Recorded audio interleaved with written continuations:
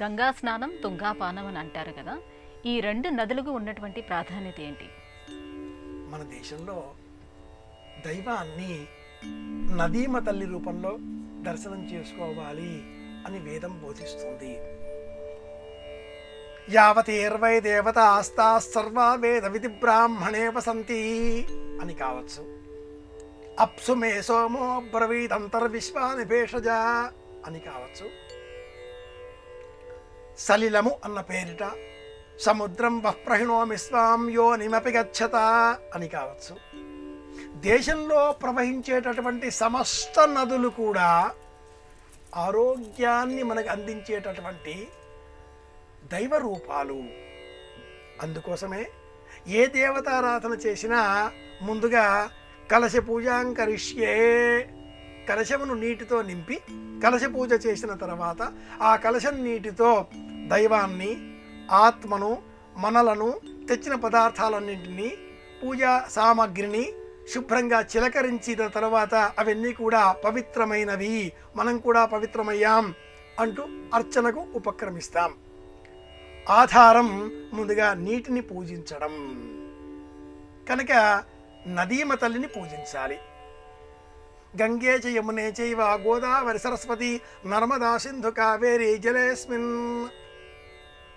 ఇందులో ప్రత్యేకంగా తుంగా నదికి మరొక ప్రత్యేకత కూడా ఏమిటి అంటే, తుంగా నదిలో నీటిని పానం చేసినట్లయితే సమస్త వ్యాధుల నుంచి ఉపశమనం లభిస్తుంది. శృంగేరి క్షేత్రానికి వెళితే తుంగా నదిని మనం దర్శనం చేసుకోవచ్చు.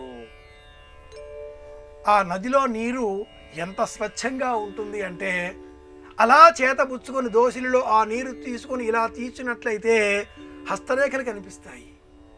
నదిలోనికి చూస్తే అడుగున ఉన్నటువంటి రాయి, రప్ప, బిడ్డ, ఆకు అన్నీ కనిపిస్తాయి. అంత స్వచ్ఛంగా ప్రవహించేటటువంటి ఆ నీరు వందల కిలోమీటర్ల దూరంలో అనేక వృక్షాల యొక్క సారాన్ని స్వీకరించి భూమిలో ఉండేటటువంటి ఔషధ వనరులను సేకరించుకొని సమీకరించుకొని వచ్చిన కారణం చేత తుంగాపానం, తుంగా నదిలో నీరు త్రాగాలి. సముద్ర మట్టానికి దిగువన ప్రవహించేటటువంటి నది తుంగా నది, అందుకని కూడా స్వీకరించాలి. అలాగే ఉత్తర భారతదేశంలో గంగ, తుంగ దక్షిణ భారతదేశానికి సంబంధించినది కాగా గంగ ఉత్తర భారతదేశానికి సంబంధించినది. గంగా నది వద్ద స్నానం చెయ్యాలి, దానం చెయ్యాలి. ఈ రెండు ప్రధానం. గంగా స్నానం అని చెబుతారు.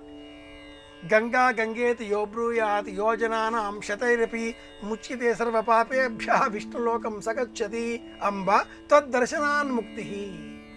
ఈ శ్లోకాల పరంపరలో ధర్మశాస్త్రం చెప్పిన అంశం ఏమిటి అంటే, గంగా నది శరీరానికి ఉష్ణ శక్తిని అందిస్తుంది.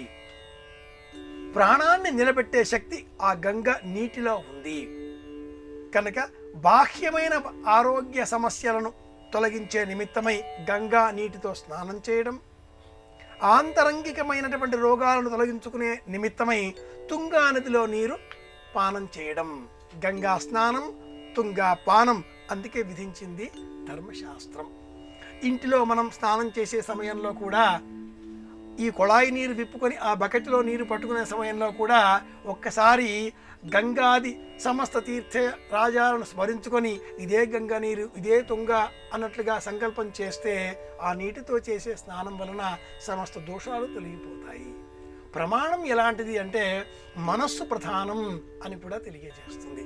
అందుకే ఉత్తర దక్షిణ భారతాలను సమవర్తంగా చూసే నిమిత్తమై గంగా స్నానం, తుంగాపానం అనే ధర్మాన్ని ప్రాచీనులు ఇలా తెలియజేశారు. ఒకటిగా సమష్టిగా సమైక్య శక్తిని పెంచేటటువంటి లక్షణం ఈ సూత్రంలో ఉంది.